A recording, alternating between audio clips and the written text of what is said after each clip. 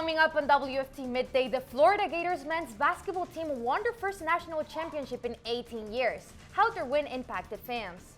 It was in the 90s over the weekend, but cooler temperatures have returned. The WFT weather team is tracking the coldest temperatures. And after a tough day on Wall Street, the president continues on his plan to raise taxes imports. What this means for you.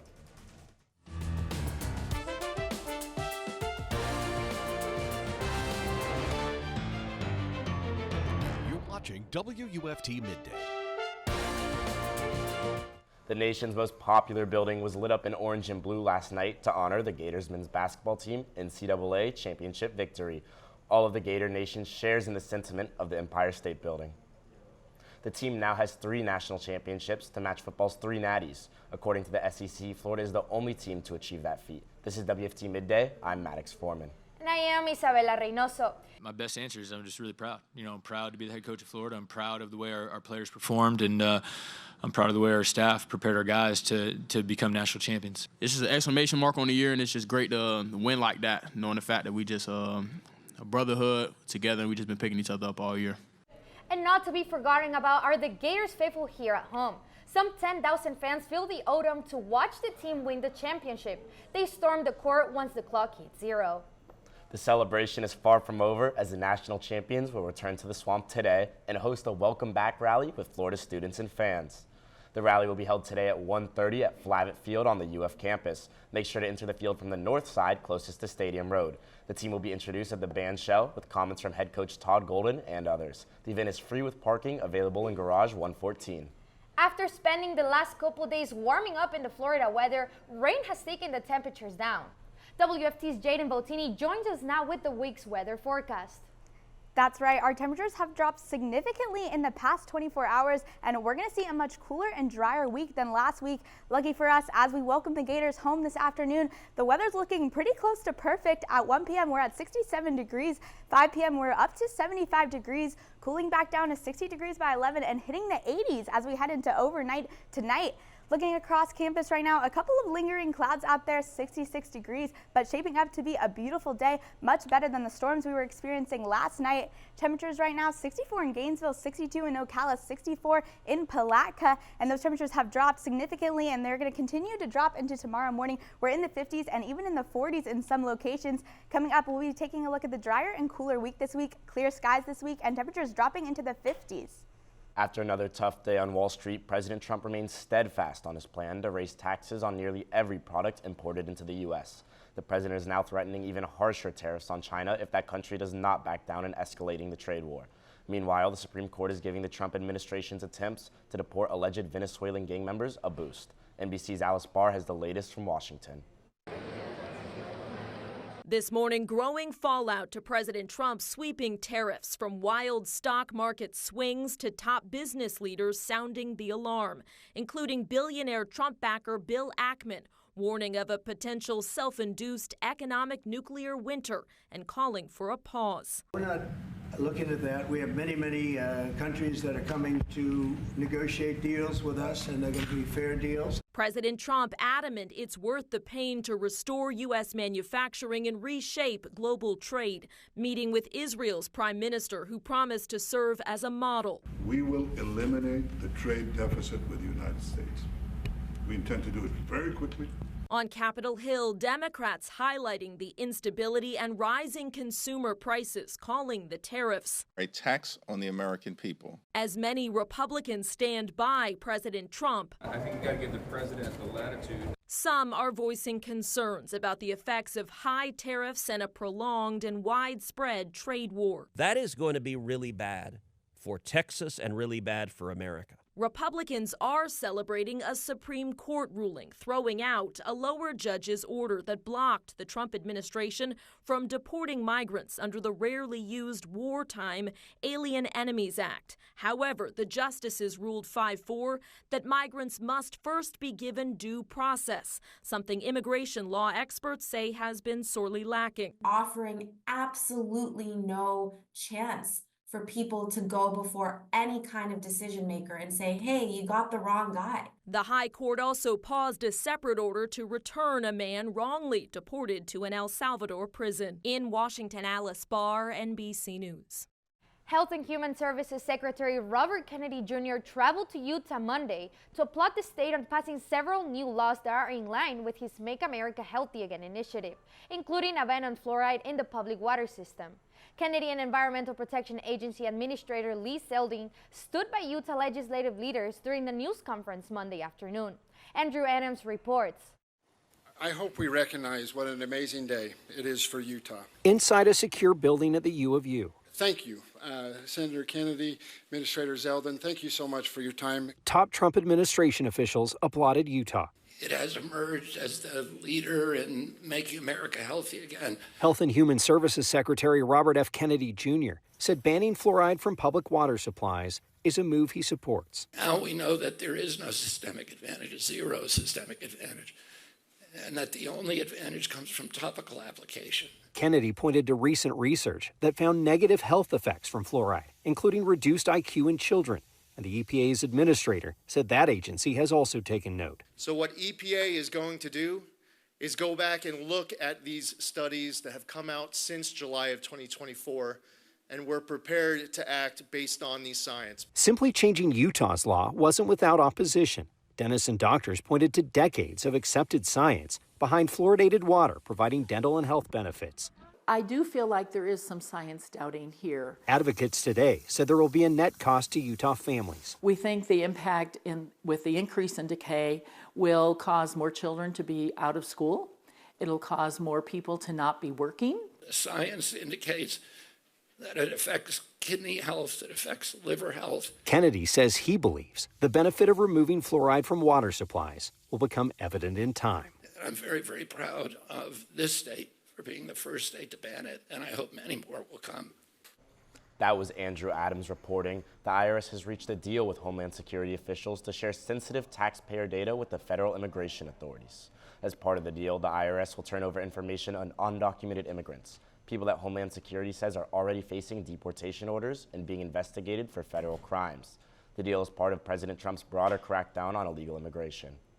Tariffs and rising costs have forced some Florida families to rethink their spending habits. Luana Munoz reports. Economists say Americans could soon pay more for everyday products following President Trump's tariffs targeting countries around the globe, leaving consumers rethinking the way they buy. We're limited, to buying a lot of things. And no, we don't get into fast food or junk food. It's this food itself. It's very expensive. Madeline Cumba lives with her daughter and 4 grandchildren. Every day is a struggle financially. I go to the Goodwill. I go with the hand-me-down clothes. Actually, what I have on is hand-me-down, okay? I take a lot of hand-me-downs, and we also go to the dollar store, and now they're also pricey, too. If it's not Walmart, we go to BJ's or Sam's Club and try to also buy the bulk to make it easier to last longer. For others, the struggle isn't as hard, but still impacts the way they shop. It definitely makes us think twice before we buy something. We have to be a lot more careful with our options and how we buy food. Even home prices are expected to go up. A recent survey of home builders say they expect the average cost to increase by $9,200 per home due to tariffs. But as costs rise, income has not, hammering an already growing housing crisis in places like Osceola County.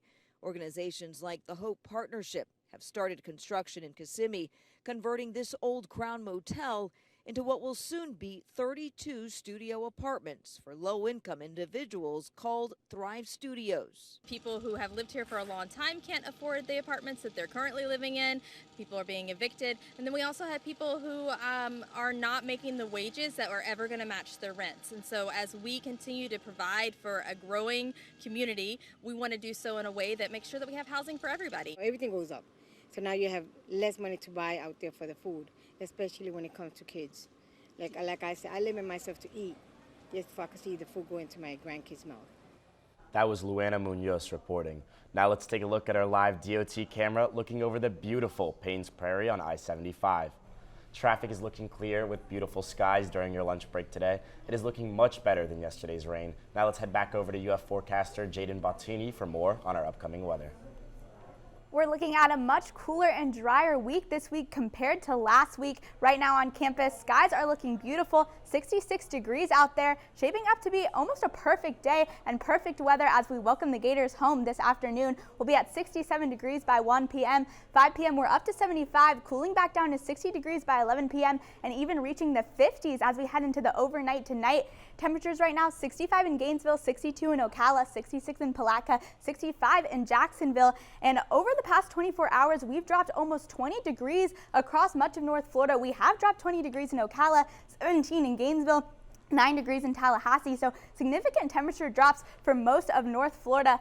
Looking at our wind gusts, they've also dropped significantly, down to 7 miles per hour in Gainesville, 8 miles per hour in Ocala. It was pretty gusty out there yesterday during our storms, still a little gusty in Tallahassee, but as these winds are from the north, they're bringing that cooler and drier air to us, and that's what's keeping us cool and dry this week. Looking ahead into the evening at 6 p.m., we're at 75 degrees, a pretty cool evening, 65 degrees at 9 p.m., partly cloudy skies. By midnight, we're dropping to the 50s at 59 degrees. Our lows tomorrow morning, 51 in Gainesville, 53 in Palatka and Ocala, 55 in the Villages, staying in the 40s toward Lake City and Live Oak. And tomorrow afternoon, we're not quite getting to 80 in Gainesville, hitting 78, 80 in Ocala, 74 in Jacksonville, and 72 in St. Augustine. So a much cooler week we're seeing this week, and also a much drier week. Here's our muggy meter. We're in the pleasant range pretty much all week, even in the refreshing range on Sunday, and that's because those northerly winds are bringing our drier air towards us. Our pollen count has also dropped a little bit today with that rain yesterday. We're down to a medium pollen forecast, but Wednesday and Thursday we're back up to our high pollen forecast for the rest of the week. Looking into this weekend, we're in the 70s this weekend, mostly sunny skies, beautiful weekend to go outside. For the rest of the week, tomorrow, high of 78, low of 51. For the rest of the week, we're getting into the 80s Thursday and Friday. Saturday, we're cooling down to the 70s again and back up into the 90s on Tuesday. Now let's head over to our Noticias partners for a look at today's top stories for a Spanish language audience.